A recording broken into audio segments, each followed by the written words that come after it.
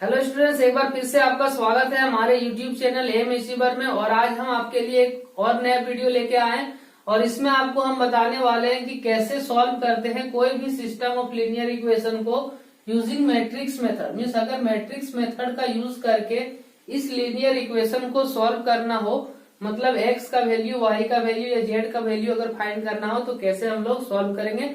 इससे पहले एक वीडियो और हम बनाए हैं जिसमें इसी टाइप का कुछ क्वेश्चन था, लेकिन वहां क्या था कि 2x ऐसे लिखा हुआ होगा, हो सकता है वहां 3y लिखा हुआ रहे और ये 3z इस तरीका से लिखा हुआ रहेगा।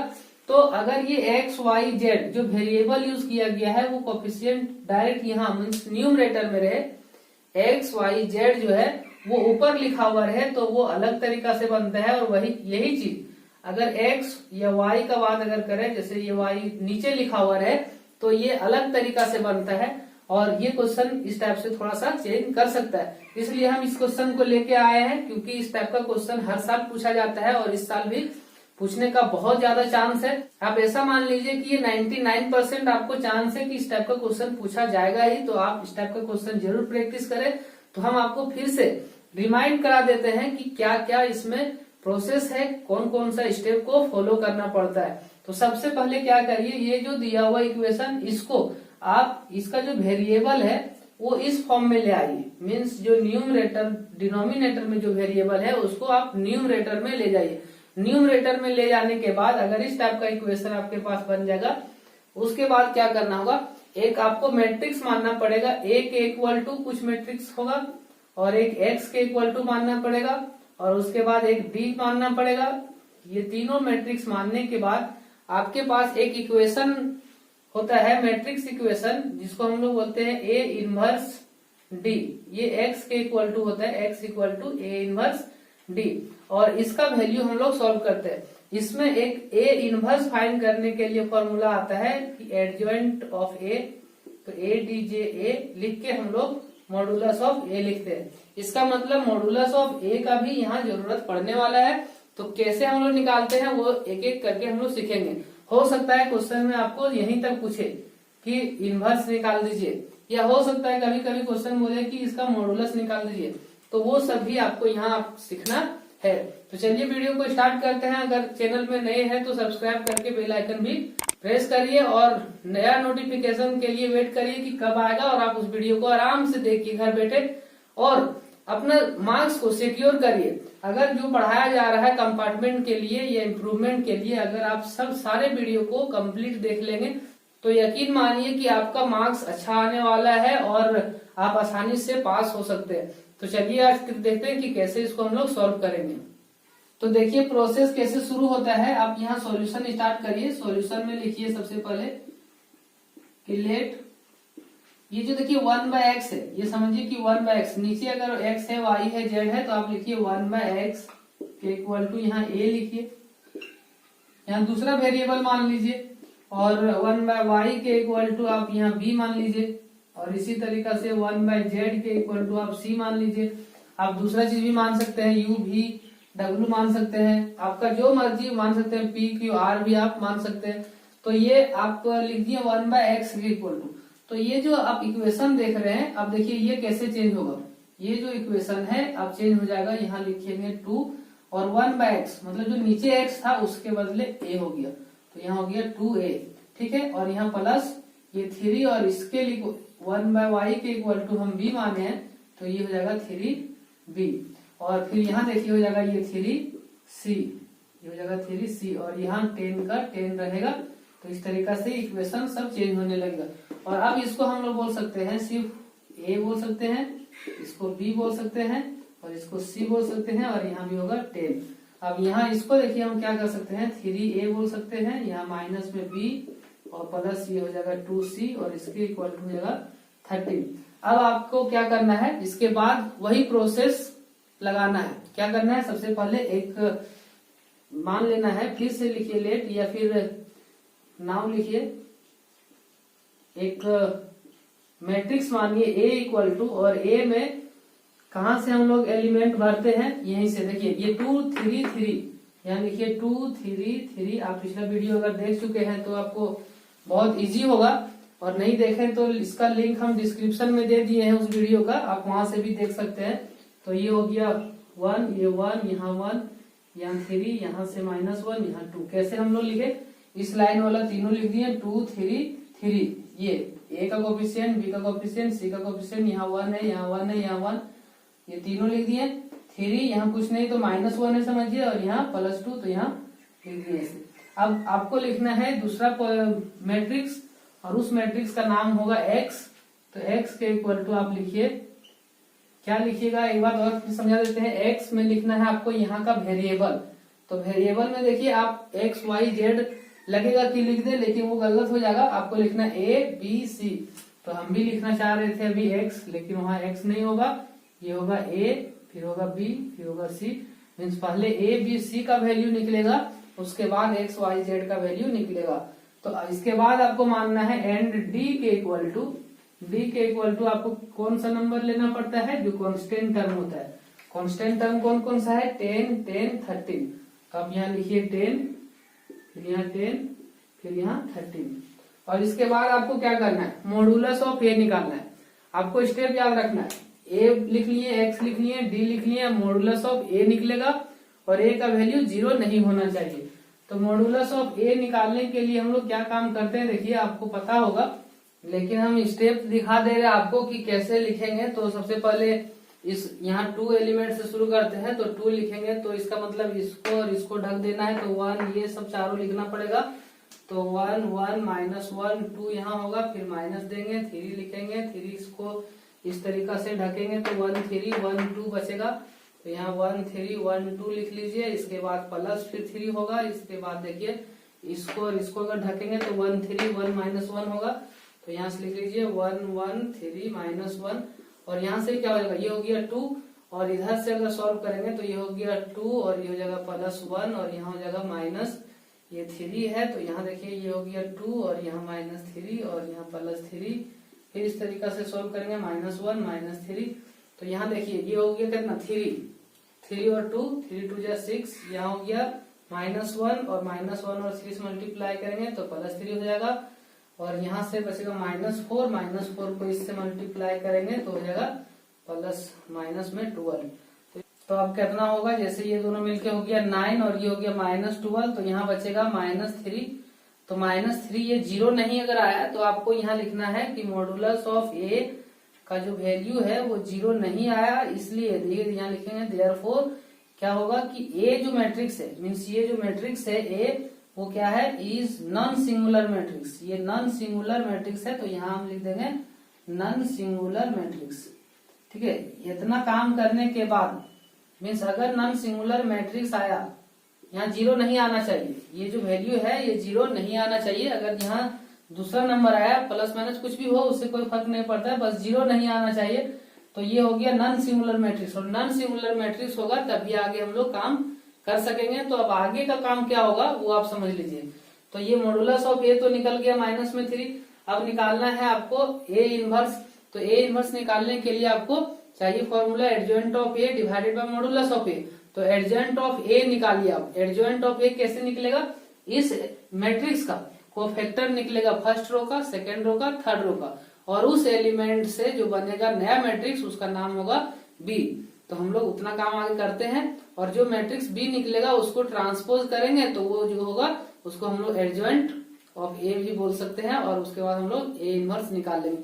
तो पहले हम इसका कोफैक्टर निकालते हैं, इसके लिए बाकी चीज को इरेज कर देते हैं। आप लोग पहले यहाँ तक का बात लिखिए, इसके बाद फिर आगे देखिए। तो देखिए हम यहाँ लिख दिए हैं cofactor of the element of first row. तो फर्स्ट रो का कोफैक्टर लिखेंगे, तो आपको ये जो एलिमेंट है 2, जिसको हम लोग बाहर लिखते थे, अब बाहर नहीं लिखेंगे। अब कैसे लिखेंगे, देखिए 2 को बाहर सिर्फ 2 एलिमेंट से समझेंगे, इसको और इसको ढकेंगे, ये नंबर यहाँ तक लिखना है, मतलब डिटर्मिनेंट के जैसा लिखना है, 1 -1 और यहाँ 1 2 इस तरीका से। ये प्लस होगा, यहाँ कॉमा देंगे, यहाँ प्लस माइनस नहीं होगा, यहाँ कॉमा देंगे, और ये माइनस किस लिए होगा, क्योंकि पहले प्लस होता है फिर माइनस होता है। तो अब यहाँ हम लोग क्या लिखेंगे, मतलब इसके हिसाब से काम करेंगे, ये 3 के हिसाब से। तो ये 1 3 1 2 होगा, तो यहाँ 1 3 1 2 ये आपको पता होगा। फिर प्लस का वैल्यू लिखेंगे, तो इस 3 से ढकेंगे और इधर ढकेंगे, तो ये चारों ओवर लिखेंगे। तो 1 3 1 1 देखिए यहाँ -1 होगा। अब यहाँ वैल्यू चेक कर लीजिए कि कितना होगा। तो यहाँ होगा 2 से इधर मल्टीप्लाई करेंगे 2 और इधर मल्टीप्लाई करेंगे तो 1, तो यहाँ हो जाएगा 3। ठीक है, अब इसमें चेक कर लेते हैं कि इधर मल्टीप्लाई होगा 2 और इधर मल्टीप्लाई होगा -3, तो -1 बचेगा। -1 मिलके ये माइनस भी है बाहर, तो इसका मतलब ये +1 हो गया। फिर कॉमा दे देंगे, फिर यहाँ सॉल्व करेंगे, ये -1 और इधर -3 मतलब -4। तो ये इक्वेशन अब हम लोग मान लेंगे इसको फर्स्ट। और इसी तरीका से cofactor of the element of second row, cofactor of the element of third row, तो इसको हम यहाँ डायरेक्ट निकाल लेते हैं। देखिए, तो देखिए निकाल दिए हम यहाँ वैल्यू, लिखा हुआ cofactor of the element of second row. तो सेकेंड रो का बात अगर हम करें, इससे हम लोग लिए तो यहाँ 3 3 -1 2, तो यहाँ लिखे 3 3 -1 2। इसको सॉल्व करने से -9 आया। कैसे देख लीजिए, 3 2 जा 6 हुआ और ये इधर हम लोग काम किए तो 3 1 जा 3, तो माइनस है तो प्लस हो गया, तो 6 3 9 हो गया और ये माइनस है तो -9। इसी तरीका से आप इसको निकाल सकते हैं। डिटर्मिनेंट आप पढ़ चुके हैं तो इस चीज को आप वैल्यू निकाल सकते हैं। देखिए -9 -5 11 आया सेकेंड में, थर्ड में 0 1 -1 आया ये थर्ड। अब क्या करना होगा, अब एक नया मैट्रिक्स बनाना होगा बी। तो इसी का एलिमेंट का यूज करके हम लोग मैट्रिक्स बनाते हैं बी।